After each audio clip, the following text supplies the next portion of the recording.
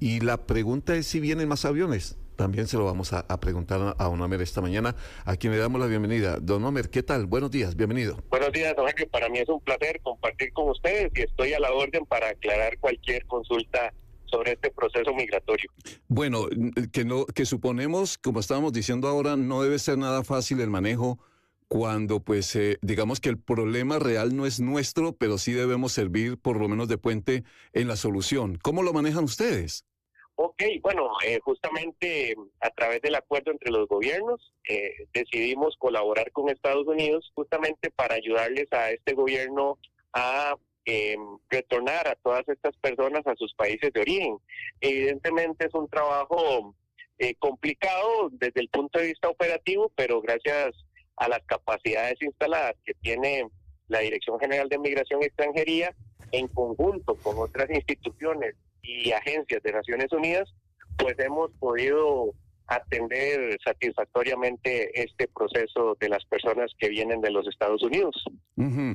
Había cosas, por ejemplo, que nos decía la defensora de los habitantes hace algunas horas, en el sentido de que sí había notado que se abusó en algunos casos, hubo no maltrato directo, sino fue en algunos casos inhumanos. Yo no sé si usted como director de migración recibió de manera directa alguna queja muy específica de cómo recibieron a estos migrantes y qué está pasando con ellos.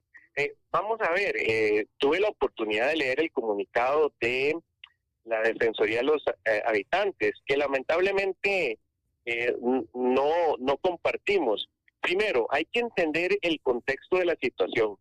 Estas personas vienen en un vuelo para ser llevadas a un destino final aquí en Costa Rica, que es el CATEM. Entonces, bajo esa lógica, nosotros como gobierno de Costa Rica no podemos recibir a las personas en el aeropuerto, hacer un despliegue de 1, 2 o 3 días para atenderlos ahí con médicos, con psicólogos, con traductores. Me explico. Uh-huh. Se vuelve un tema muy complejo. Entonces, ¿qué se decidió hacer? Trasladarlos a su destino final, que es el CATEM. En el CATEM, ya instalados, tenemos el apoyo institucional y además de las agencias de Naciones Unidas. Ahí sí tenemos dispuestas a un gran staff de diferentes profesionales que están atendiendo adecuadamente a esta población. Eso no quiere decir que en la recepción que se dio en base 2 en el aeropuerto no fuera oportuna. Ahí teníamos médicos, teníamos psicólogos, acompañamiento sanitario, teníamos atención del Patronato Nacional de la Infancia para garantizar a las personas un trato adecuado en cumplimiento de sus derechos. Entonces, en esto no compartimos con lo que dice la Defensoría de los Habitantes.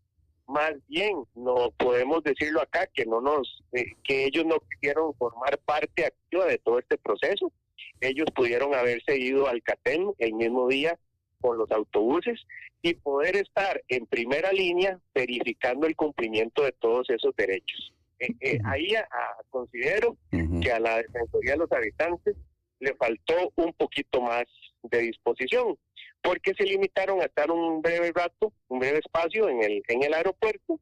Estos dispositivos son en alguna medida caóticos, estresantes para las personas y verdaderamente que se atendieron adecuadamente. Eso es una situación que no compartimos para nada, lo que dice la Defensoría de los Habitantes. Se descartó plenamente, don Homer, el hecho de que se había dicho en principio que había niños solos que fueron sacados de Estados Unidos solos, o se confirma que eso sí, que todos tienen algún vínculo familiar, a alguien cercano. Sí, señor, eso es totalmente falso. Los niños, los 75 niños que vienen acá, están acompañados por sus padres. Son núcleos familiares.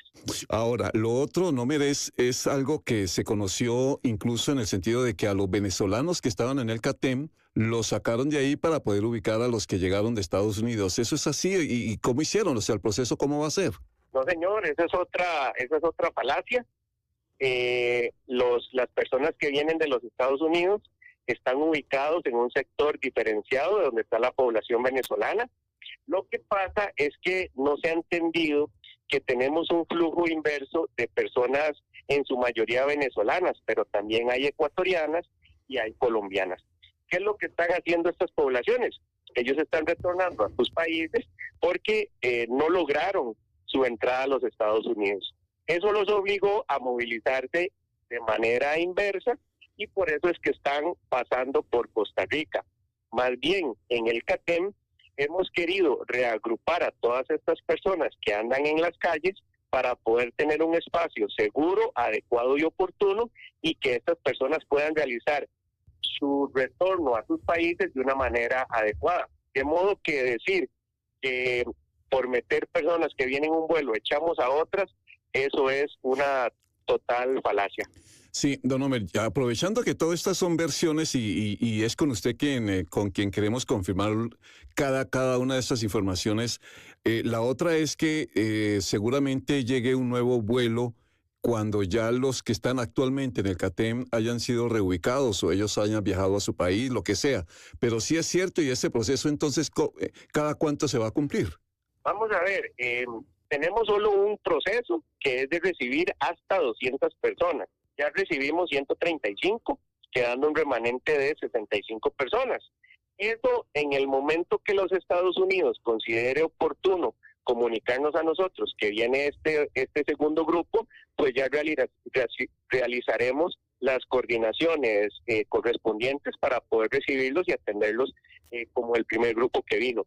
Pero más de allá no hay ningún acuerdo, son solo 200 personas. Y con Panamá las cosas han evolucionado bien. En algún momento se habló, incluso el ministro lo decía, de la reacción del gobierno de Panamá de permitir el paso normal. ¿Eso se ha venido cumpliendo tranquilamente?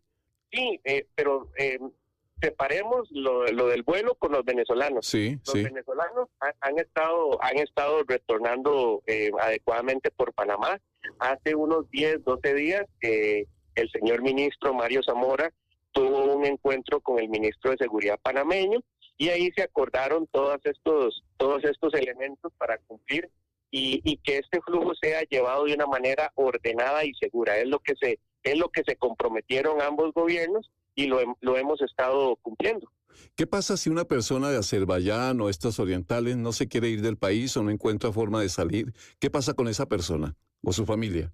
Se está buscando, hay distintas posibilidades, pueden ser ubicados en un tercer país que desee, digamos, recibir a estas poblaciones, o eventualmente existe la figura del refugio, pero como le digo, hasta ahorita no hay ninguna persona que haya manifestado desear solicitar refugio o asilo en Costa Rica. Claro, pero si lo requiere, o sea, no hay problema en concederle el refugio. No, es un mecanismo de protección a nivel internacional que se aplica ordinariamente en nuestro país. También llamar a las personas a entender que el refugio es una figura que se aplica diariamente a cualquier persona de cualquier nacionalidad que esté en Costa Rica y que sienta un temor fundado de persecución por alguna condición política, étnica, cultural, racial, etcétera. Sí, en algún momento se aclaraba eso, don Homer, finalmente, que ser refugiado o la solicitud de refugio no significa delincuente, que en algún momento se llegaba a interpretar eso. No, señor, vea, hay que hacer otra precisión. Las personas que vienen en este vuelo no tienen ninguna alerta de seguridad, no son terroristas, no son personas peligrosas, son personas migrantes que por una situación coyuntural les está correspondiendo vivir una situación compleja en su proceso de movilización. Don Homer Badilla es el director de Migración en diálogo con nosotros esta mañana aquí desde Buena Mañana en esta radio. Don Homer, muchas gracias y mucha suerte en todo esto porque no debe ser nada fácil todo lo que está pasando. Gracias, seguimos trabajando y estoy a la orden. Que le vaya muy bien y gracias.